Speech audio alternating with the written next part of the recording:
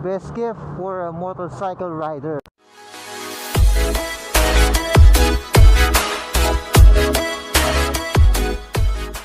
As I said before,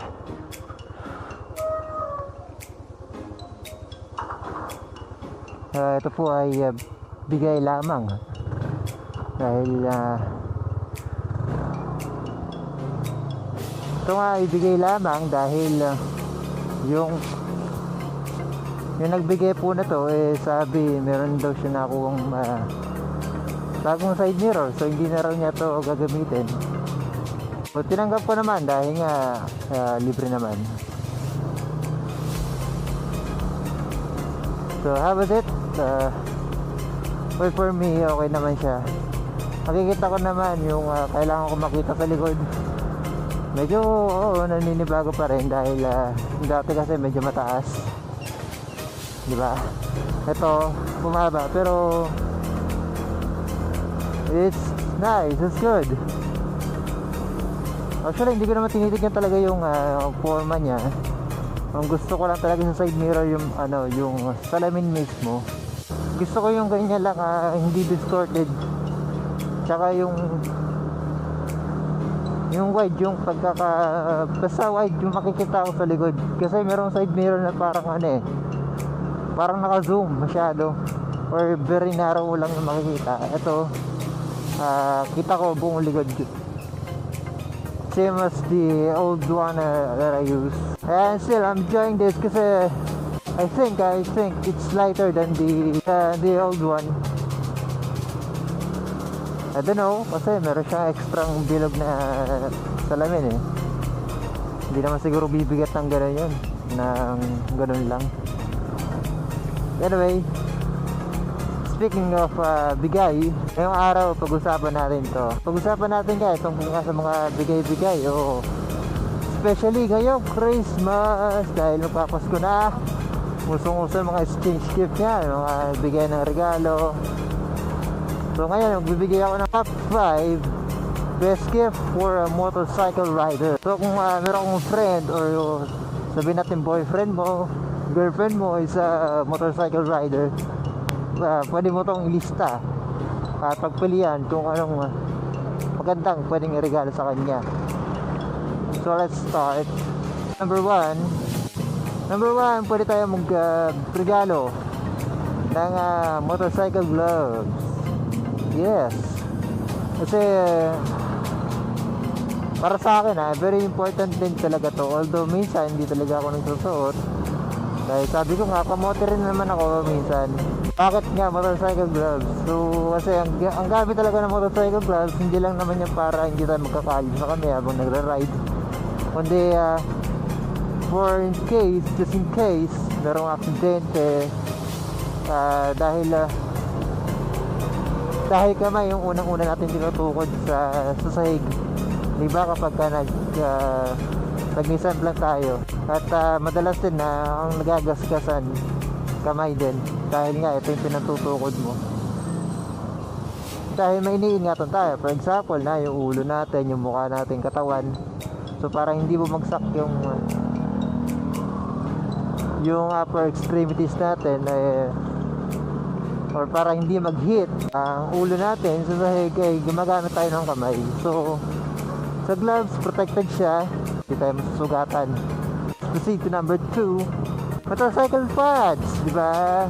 Yeah, kung meron ko ng gloves o meron na siyang gloves, madalas kadalasan namin meron na sila agad na gloves, and nahuhuli talaga yung motorcycle pads. Ito pares yan na may knee pads at saka yung elbow pads. Yes, as pares din ng motorcycle gloves. Pares ang purpose niyan, it's for the safety of the rider itself, para din sa nagsusuot yan. Although ako, wala pa akong pads sa mga mga gusto magregalo, diba? Just kidding. Yes, that's our second gift or second option para sa pangregalo ngayong Christmas. So number 3 na tayo. Medyo lilis ko lang ng konti sa safety gears dahil ang next natin is helmet hook. Helmet hook po ay gamit na accessories or accessory kung saan ay sinasabit mo yung helmet mo. Hindi sa motor, kundi for example sa kwarto mo, so sa loob ng bahay nyo. So yung helmet hook which is ito yung kinakabit sa pader. Wall mounted siya. Parang ito, if flash ko video or photo, yan. Yang nakikita nyo na yan regalo ni J-Mac sa amin nun, bago pa lang ako dito sa Motovloggers page. Actually, it's that time sakto naman na birthday ni J-Mac, so siya yung nagregalo sa amin. Again, for that gift, thank you Mr. J-Mac Motovlog. May try it or kung saan nakakabili. Actually, I don't know kung nagbebenta para si J-Mac na to. You may contact him on his Facebook. I'll link down the description or kay Miss Gaki Moto. So lalagay ko na lang din yung mga Facebook account nila. Diyan na lang kayo umorder dahil wala po kung binibentang ganyan. So what's next?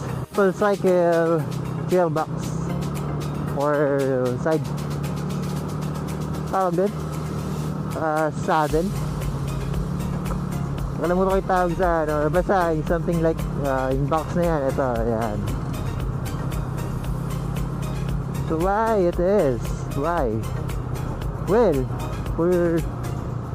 it's very convenient, especially kung may mga ride kayo. Although I said it before na hindi to kailangan sa long ride. Pero kung mag-isa ka lang naman, di ba? Pwede siya. Kung may back ride ka, alisin mo na lang yung bag mo pasok mo sa back ride, di ba? Or kung ikaw empleyado ka, pumapasok ka sa eskwela, you may use it every day. Kasi very convenient kung may locker pa kayo sa loob. Yung ibang gamit mo na hindi mo naman ginagamit sa loob ng trabaho, pwede mong ilagay dyan. Just make sure na nakalock siya lagi. Make it double, so para mas sigurado tayo. So okay, number 4 natin, okay na. Nalista nyo ba?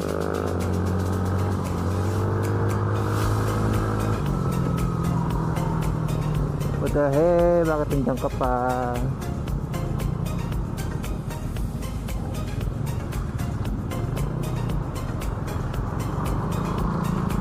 Yung kalsadang binutas tapos hindi inayos.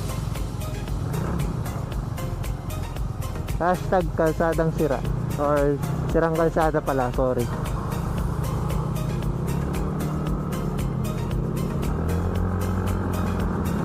Haba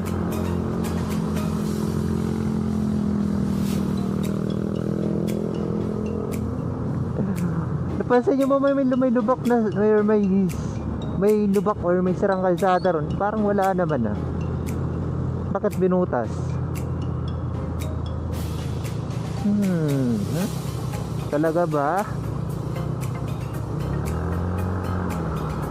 Anyway, back to our top 5. Ito last na to, diba? Last gift that you can give to your friend, girlfriend, or whoever who is kung sino man siya.